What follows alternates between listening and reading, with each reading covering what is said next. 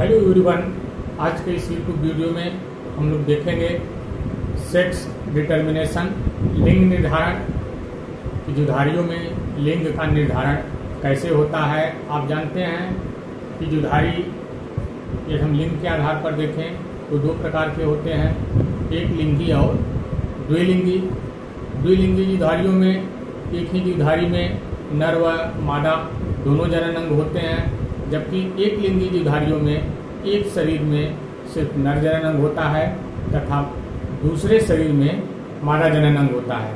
तो इन्हीं एक लिंगी जुधारियों में जो लिंग का निर्धारण है वह कैसे होता है कि होने वाली संतान नर होगी या मादा होगी या कैसे डिसाइड होगा, इस संदर्भ में पहले काफ़ी रहस्य बना था, लेकिन बाद में सन 1902 में एक वैज्ञानिक हैं मैकलंग,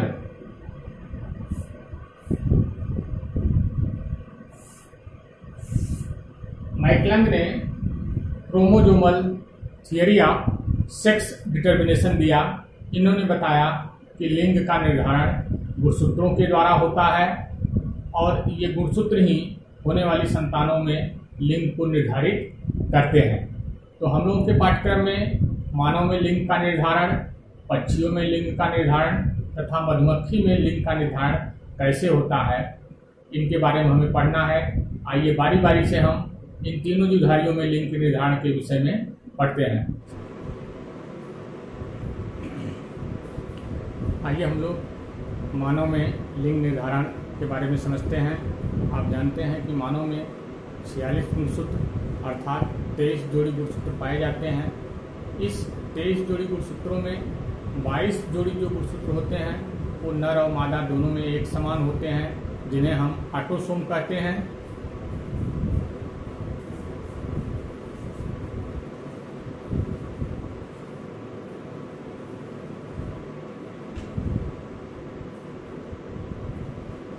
तथा 23वां जोड़ा भिन्न होता है, जिसे हेटेरोसोम्स कहा जाता है।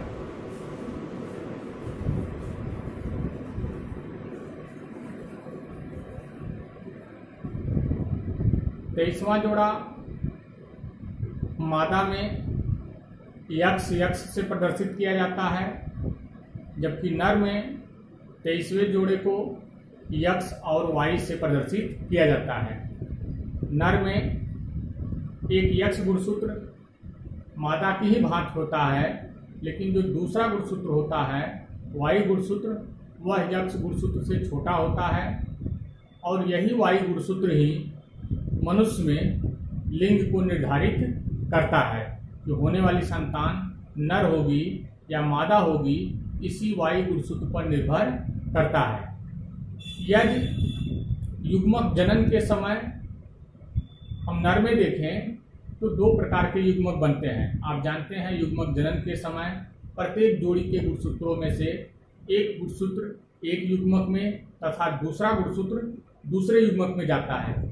इस प्रकार जब अठसूत्री विभाजन होता है तो 46 में से 23 गुणसूत्र एक तरफ तथा 23 गुणसूत्र दूसरी तरफ। तो नर में चूंकि 23वां जोड़ा जो है एक यक्स गुणसूत्र है, दूसरा वाई गुणसूत्र है। आप देख रहे हैं नर में 44 गुणसूत्र के अलावा एक यक्स और वाई है। यह यक्स वाई गुणसूत्र अलग होते हैं, तो हमने मान लिया 22 गुणसूत्र के साथ इसमें से यक्स चला गया और दूसरे युग्मक में 22 गुणसूत्रों के साथ यह वाई गुणसूत्र चला गया। महिलाओं में मादा में जो युग्मक बनते हैं सभी युग्मक एक ही प्रकार के होते हैं, क्योंकि 23वां जोड़ा दोनों गुणसूत्र यक्स होते हैं। इसलिए जितने भी अंडे बनते हैं सभी अंडे एक ही प्रकार के होते हैं और स्पर्म दो प्रकार के होते हैं। 50% शुक्राणुओं में वाई गुणसूत्र होता है तथा 50% शुक्राणुओं में यक्स गुणसूत्र होता है। अब जब इन इन युग्मकों का मिलन होगा, मिलने के बाद यह डिसाइड होगा कि होने वाली संतान नर है या मादा। यदि X गुणसूत्र युक्त युग्मक X गुणसूत्र युक्त अंडे से मिलता है तो होने वाली संतान हमारी मादा होगी। इसी प्रकार से अगर X गुणसूत्र युक्त नर युग्मक दूसरे X गुणसूत्र युक्त मादा युग्मक से मिलता है तब भी होने वाली संतान हमारी क्या होगी, मादा ही होगी। लेकिन यदि Y गुणसूत्र युक्त नर युग्मक मादा युग्मक से मिलता है तो होने वाली संतान हमारी क्या होगी, नर होगी।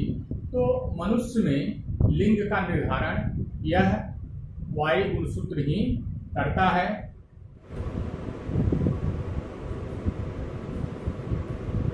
आइए हम लोग देखते हैं पक्षियों में लिंग का निर्धारण कैसे होता है। पक्षियों में लिंग का निर्धारण मानव के ठीक विपरीत होता है। मानव में जहाँ नर हेटेरोगैमेटिक था, वहीं पक्षियों में जो नर होता है वह होमोगैमेटिक होता है, अर्थात नर में एक ही प्रकार के युग्मक बनते हैं जबकि मादा में दो भिन्न प्रकार के युग्मक बनते हैं। नर के लिंग गुणसूत्रों को Z से प्रदर्शित किया गया है तथा मादा के लिंग गुणसूत्रों को ZW से प्रदर्शित किया गया है। नर में जो युग्मक बनेंगे एक ही प्रकार के होंगे Z तथा मादा में जो युग्मक बनेंगे दो प्रकार के होंगे। आधे युग्मकों में Z गुणसूत्र होगा तथा आधे युग्मकों में W गुणसूत्र होगा। नर का यदि Z युक्त युग्मक मादा के Z युग्मक से मिलता है तो नर ही बनेगा तथा यदि नर का Z युक्त युग्मक मादा के W युग्मक से मिलता है तो होने वाली संतान क्या होगी, मादा। सब कुछ समान है, बस सिर्फ अंतर क्या है कि मानव के केस में नर विषम युग्मजी होता था जबकि पक्षियों के केस में नर क्या है, होमोगैमेटिक है, यानी कि नर में सभी युग्मक एक ही प्रकार के बनते हैं। तो पक्षियों में इस प्रकार से लिंग का निर्धारण होता है।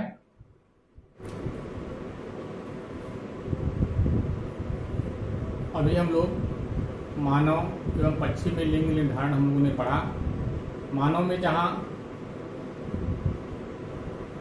नर युग्मक लिंग के निर्धारण में मुख्य भूमिका निभाते थे, वहीं पक्षियों में मादा युग्मक लिंग निर्धारण में मुख्य भूमिका निभाते थे। मानव में शुक्राणु दो प्रकार के बन रहे थे जबकि पक्षियों में अंडे दो प्रकार के बन रहे थे। लेकिन इन दोनों से भिन्न अगर हम मधुमक्खी में देखें, जो लिंग निर्धारण होता है वह गुणसूत्रों के सेट पर निर्भर करता है। मधुमक्खी में 32 गुणसूत्र पाए जाते हैं, मादा में 32 गुणसूत्र होते हैं तथा नर में 16 गुणसूत्र होते हैं। यदि नर तथा मादा युग्मकों का मिलन हो जाता है तो होने वाली संतान मादा होगी, और यदि एग बगैर निषेचन के संतान में तब्दील हो जाता है वह संतान नर होगी। यानी कि नर सदैव हैप्लॉयड होता है और मादा सदैव डिप्लॉयड होती है। यह एक विशिष्ट चीज यहाँ पर यह है कि नर में सूत्री विभाजन के द्वारा नर युग्मक का निर्माण होता है। आमतौर पे बहुत कम देखने को मिलता है, लेकिन मधुमक्खी में जो नर युग्मक होते हैं वह सूत्री विभाजन के फलस्वरूप बनते हैं। यदि इन नर युग्मकों का मिलन एग से हो जाता है तो द्विगुणित कोशिका से सदैव मादा का विकास होता है तथा एग सेल से अगर निषेचन नहीं होता है तो एग से डायरेक्ट पार्थिनोजेनेसिस के द्वारा यदि संतान विकसित होती है तो वह संतान नर होती है।